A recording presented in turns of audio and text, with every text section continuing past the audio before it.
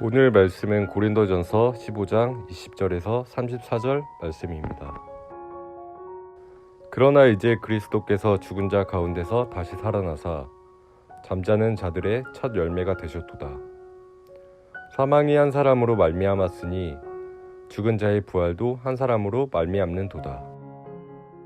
아담 안에서 모든 사람이 죽은 것 같이 그리스도 안에서 모든 사람이 삶을 얻으리라.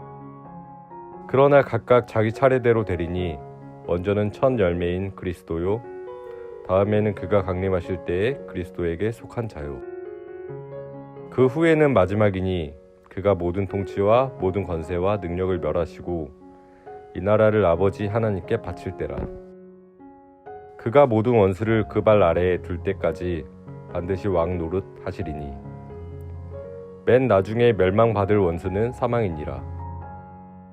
만물을 그의 발 아래에 두셨다 하셨으니 만물을 아래에 둔다 말씀하실 때에 만물을 그의 아래에 두신 이가 그 중에 들지 아니한 것이 분명하도다. 만물을 그에게 복종하게 하실 때에는 아들 자신도 그때에 만물을 자기에게 복종하게 하신 이에게 복종하게 되리니 이는 하나님이 만유의 주로서 만유 안에 계시려 하심이라.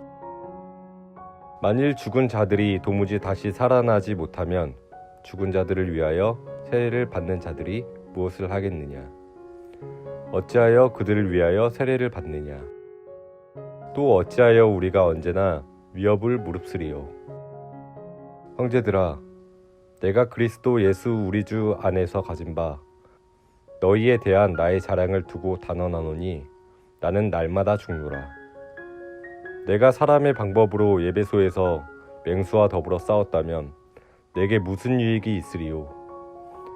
죽은 자가 다시 살아나지 못하면 내일 죽을 터이니 먹고 마시자 하리라. 속지 말라. 악한 동무들은 선한 행실을 더럽히나니 깨어 의를 행하고 죄를 짓지 말라. 하나님을 알지 못하는 자가 있기로 내가 너희를 부끄럽게 하기 위하여 말하노라. 아멘. 바울은 오늘 본문 20절에서 그리스도께서 죽은 자들 가운데서 다시 살아나사라고 합니다. 이것은 부활이며 사실입니다. 그리고 그리스도께서 잠자는 자들의 첫 열매가 되셨다 합니다. 이 첫 열매는 출애굽기 13장 2절에 나오는 이스라엘 자손 중에서 사람이나 짐승을 막론하고 태에서 처음 난 모든 것은 다 거룩히 구별하여 내게 돌리라. 이는 내 것이니라 하시니라의 그 첫 열매를 말하고 있습니다. 하나님은 사람이나 짐승을 막론하고 첫 것은 다 하나님 것이라고 말씀하셨습니다. 그래서 야곱의 장자 레위 지파 역시 하나님의 것이 되었습니다. 그런데 왜 하나님께서는 첫 것을 달라고 하셨을까요? 출애굽기 13장 15절 말씀이 그 이유입니다.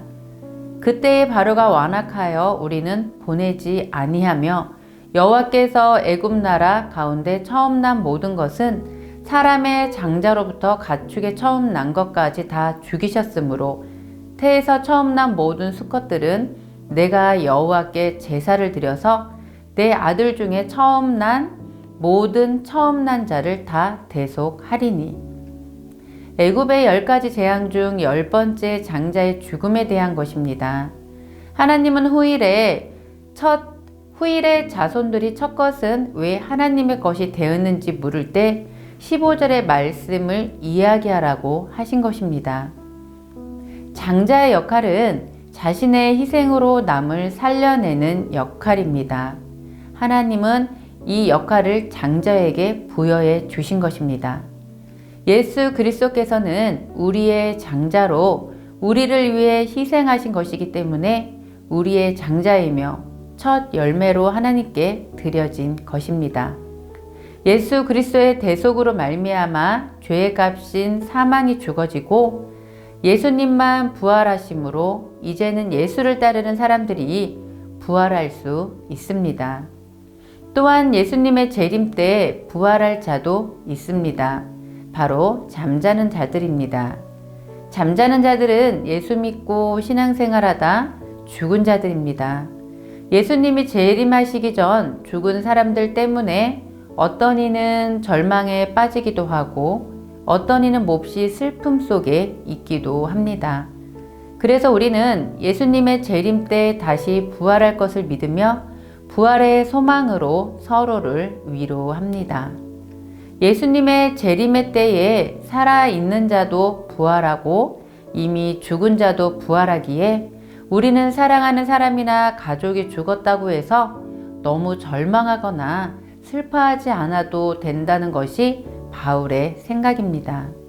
분명 우리가 잠시 떨어져 있는 것은 슬프고 안타까운 일들이지만 육신을 입고 이 땅에 살아가는 우리들은 육신의 정으로 이별의 아픔을 겪지만 주님 다시 오실 때 분명히 우리가 그리워하는 그분들은 예수님이 부활하셨듯이 육체로 부활할 것입니다. 우리는 기억했으면 좋겠습니다. 부활을 기억하며 이러한 말로 서로 위로하라. 왜냐하면 죽음의 권세는 이미 십자가에서 깨졌기 때문입니다. 25절 말씀에서 그가 모든 원수를 그 발 아래에 둘 때까지 반드시 왕노릇 하시리니라고 말씀하고 있습니다. 죽음은 이제 영원히 왕노릇하지 못합니다. 사망 권세를 이기신 예수님이 왕노릇 하시기 때문입니다. 바울이 이 글을 쓰고 있는 때는 이스라엘이 로마의 지배를 받고 있었습니다. 세상은 여전히 죄가 만연하고 죽음이 왕노릇하고 있는 것 같지만 이스라엘이 여전히 로마의 지배를 받고 있는 듯 보여지지만 죄는 예수 그리스도와 함께 못 박혀 죽어졌고 우리는 그리스도께 속한 자로 이제는 새로운 피조물이 되어 이미 하나님 나라의 통치권을 받고 있다는 것입니다. 그리고 맨 나중에 멸망받을 원수는 사망이라는 것입니다. 오늘 바울이 말하고자 하는 초점은 부활은 현재의 우리 삶에 자리하고 있다는 것입니다. 이미 부활하신 예수님이 우리의 왕으로 이 땅을 통치하고 계신다라는 것입니다. 그분이 바로 우리가 믿는 우리의 왕이신 예수 그리스도이십니다. 예수님의 부활 사건으로 이미 이 땅에 하나님의 나라는 도래했습니다. 부활로 이미 시작된 새 왕권, 새 나라가 이 땅에 시작되었습니다. 첫 열매이신 예수님께서 이것을 완성하셨습니다.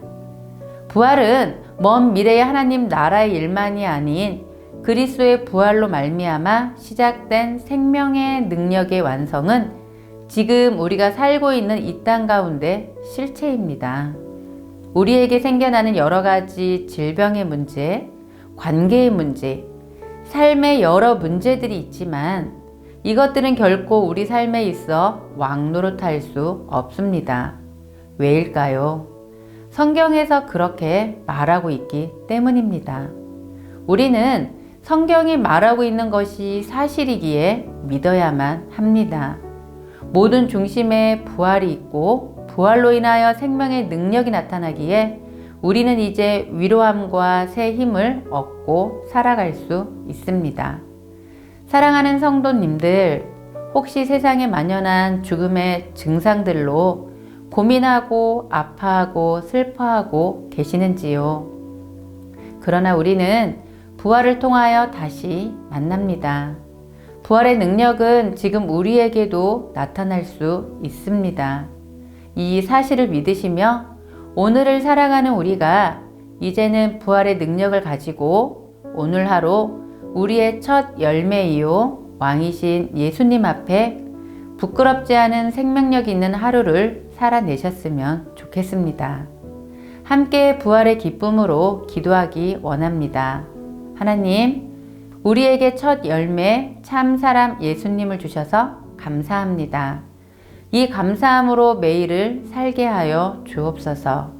하나님, 이제 우리에게 생겨나는 모든 문제들은 우리에게 왕노릇할 수 없음을 믿습니다.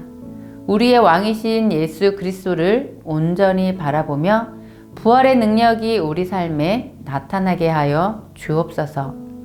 오늘도 부활의 소망으로 기쁨과 생명이 넘치는 하루 되시기를 기도합니다.